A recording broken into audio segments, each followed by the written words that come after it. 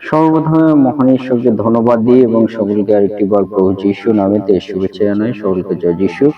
আসুন আজকে যে আমাদের আলোচ্য বিষয় তা হলো ঈশ্বর, তিনি আমাদের দুর্গ গৃহ, সে বিষয় নিয়ে আজকে আমরা আলোচনা করব। তাই এই মুহূর্তে যতজন ঈশ্বর সন্তানেরা আপনারা যুক্ত হয়েছেন, শুরু থেকে শেষ অবধি ঈশ্বরের বাক্য শোনার জন্য অনুরোধ থাকলো। আসুন আমরা এই সময় ঈশ্বরের বাক্য আমরা শুনি। গীত সংহিতা তার 31 অধ্যায় 2 পদ। আমার দিকে কর্ণপাত করো, সত্তর আমাকে উদ্ধার করো, আমার দৃঢ় শৈল হও, আমার ত্রাণার্থক দুর্গসমূহ হও। ঈশ্বর তার বাক্যে আমাদের প্রত্যেককে আশীর্বাদ যুক্ত করুন, আমেন।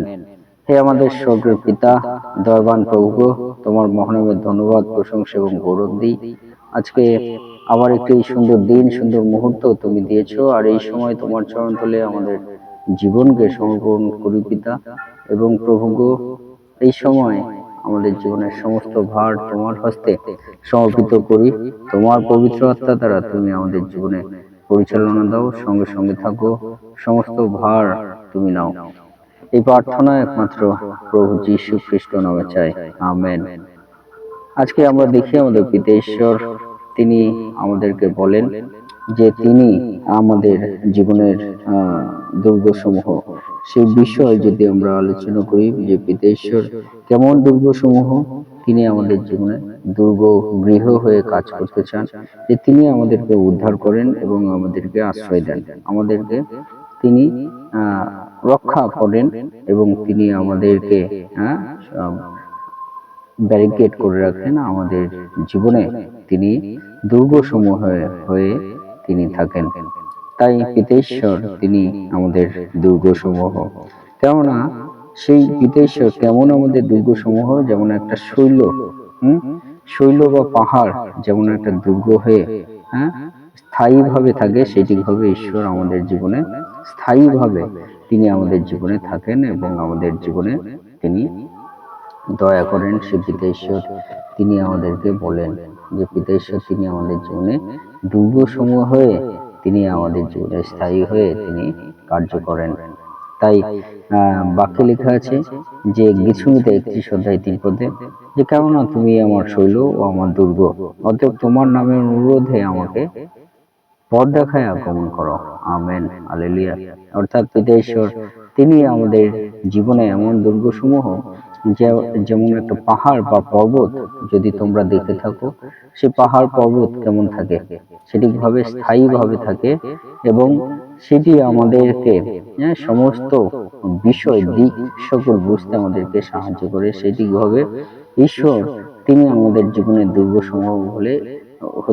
দুর্গসমূহ বলতে তিনি আমাদের জীবনে স্থায়ী ভাবে তিনি আমাদের জীবনে তিনি থাকতে চান এবং আমাদের জীবনে তিনি পথ দেখিয়ে তিনি আমাদের জীবনকে পরিচালনা তিনি করতে চান। এবং সেই জন্য আমাদের মনে রাখতে হবে যে ঈশ্বর তিনি স্থায়ীভাবে আমাদের জীবনে যেমন থাকবেন, বিশ্বস্তভাবে আমাদের জীবনে তিনি থাকতে চান, সেটিভাবে আমরা যেন ঈশ্বর তাকে যেন আমরা আমাদের জীবনে নির্ভরতা হিসেবে আমরা স্বীকার করি। অর্থাৎ সদপ্রভু যেন আমাদের জীবনে নির্ভরতা সেই আমাদের জীবনের নির্ভরতা সেই হিসাবে যেন আমরা গ্রহণ করি। যেমন গীত সংহিতা 31 অধ্যায় 6 পদে লেখা আছে যে 31 অধ্যায় 6 পদে লেখা আছে, যাহারা অলিক নিঃসার বস্তু যাহারা অলিক নিঃসার বস্তু তাহাদিগকে আমি ঘৃণা করি, আর আমি সদপ্রভুতে নির্ভর করি, আমেন। অলিক যেসব বাস্তবতা নেই, সেই বিষয়গুলো পিতা ঈশ্বর তিনি আমাদেরকে বলতে চান, যে অলিক বলতে যেগুলো বাস্তবতা নেই, সেই বিষয় পিতা ঈশ্বর তিনি আমাদেরকে বলেন যে সেই বাস্তবতা নেই, সেই বিষয়গুলো যেন আমরা আমাদের জীবন থেকে আমরা ত্যাগ করি। বাস্তবতা নেই সেই বিষয়গুলো যেন আমাদের জীবন থেকে আমরা ত্যাগ করি, সেগুলো যেন আমরা দূর করি আমাদের জীবন থেকে। পিতা ঈশ্বর তিনি আমাদেরকে বলেন, কিন্তু আমরা যেন সদপ্রভুতে আমরা নির্ভর আমরা রাখি, সদপ্রভুতে যেন আমরা নির্ভর হয়ে আমরা থাকি। পিতা ঈশ্বর সে বিষয়ে আমাদেরকে বলতে চান এই মুহূর্তে।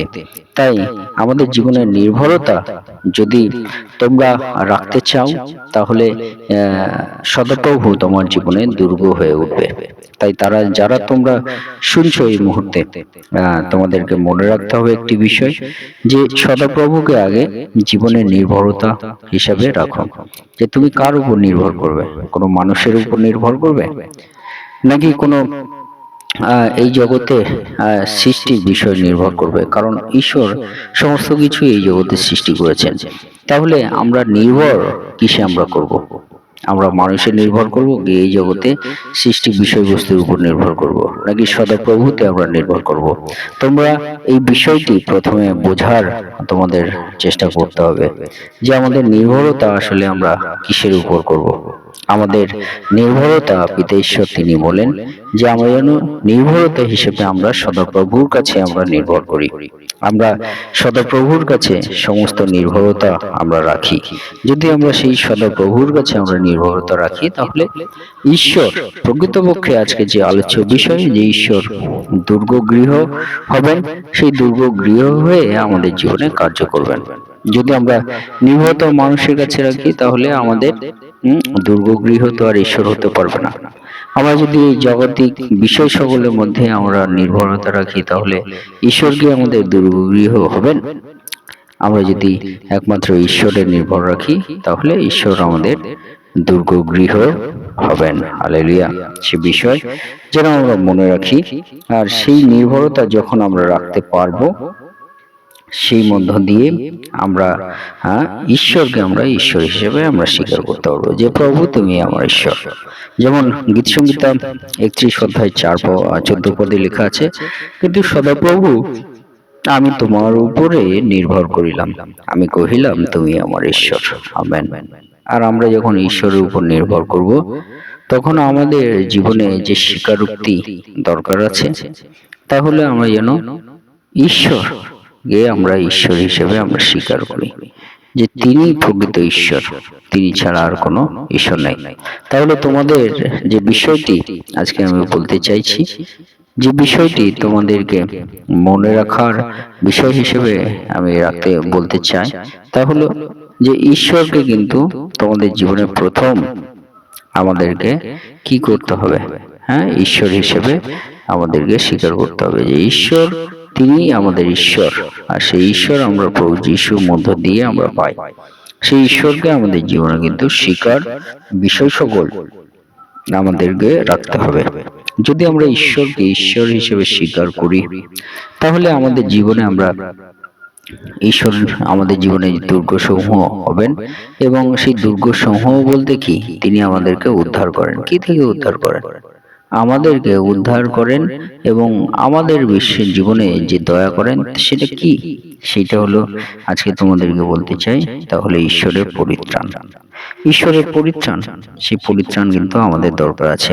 যেমন গীত সংহিতা 31 অধ্যায় 16 পদে সেখানে লেখা আছে, তোমার দাসের প্রতি তোমার মুখ উজ্জ্বল করো, তোমার দয়াতে আমাকে পরিত্রাণ করো। আমেন।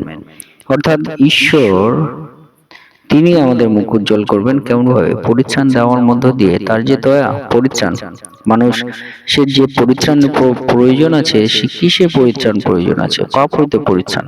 সেই পরিত্রাণ পিতা ঈশ্বর তিনি আমাদেরকে দেবেন। সেই পরিত্রাণ যখন আমরা পিতা ঈশ্বর থেকে আমরা পাবো, তখন কিন্তু ঈশ্বর তিনি প্রকৃতপক্ষে আমাদের মুখ উজ্জ্বল করছেন। তাই তোমাদের মনে রাখতে হবে কি বিষয়, যে আমাদের জীবনে কিন্তু আসল যে ফল প্রয়োজন আছে, সেটা হলো পরিত্রাণ। সেই পরিত্রাণ যদি আমরা না পাই, অন্য কোনো ফল নিয়ে আমাদের কোনো লাভ নাই। তাই আমাদের মনে রাখতে হবে যে আমরা পরিত্রাণের জন্য আমরা পিতা ঈশ্বরের চরণতলে আমাদের জীবনকে সমর্পিত আমরা করব। যদি পরিত্রাণের জন্য আমরা পিতা ঈশ্বরের কাছে সমর্পিত না হতে পারি, তাহলে আমাদের জীবনে সমস্ত কিছুই ব্যর্থ হবে। তাই তোমাদেরকে উৎসাহিত করতে চাই যে আমরা যেন পরিত্রাণকে আমাদের জীবনে আমরা দয়া পাই। আর এই পরিত্রাণ কিন্তু আমাদের জীবনে আশ্চর্য দয়া।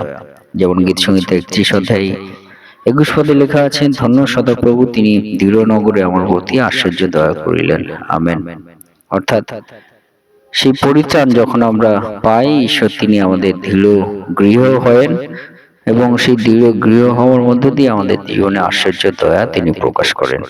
তাই আমাদেরকে মনে রাখতে হবে যে আমরা যেন সকলে, আমরা সদাপ্রভু অপেক্ষাকারী সকলে আমরা যেন সাহস করি এবং আমাদের অন্তঃকরণ যেন আমরা সবল করি যে সদাপ্রভু তিনি আমার জীবনে ঈশ্বর এবং তিনি ছাড়া আর কেউ নয়। যখন আমরা মনে করব তখন ঈশ্বর তিনি কিন্তু আমাদের জীবনে দুর্গগৃহ হবেন। তাই আজকে তোমাদেরকে উৎসাহিত করতে চাই, আসো আমরা সদাপ্রভুকে আমাদের জীবনের দুর্গগৃহ আমরা করে তুলি।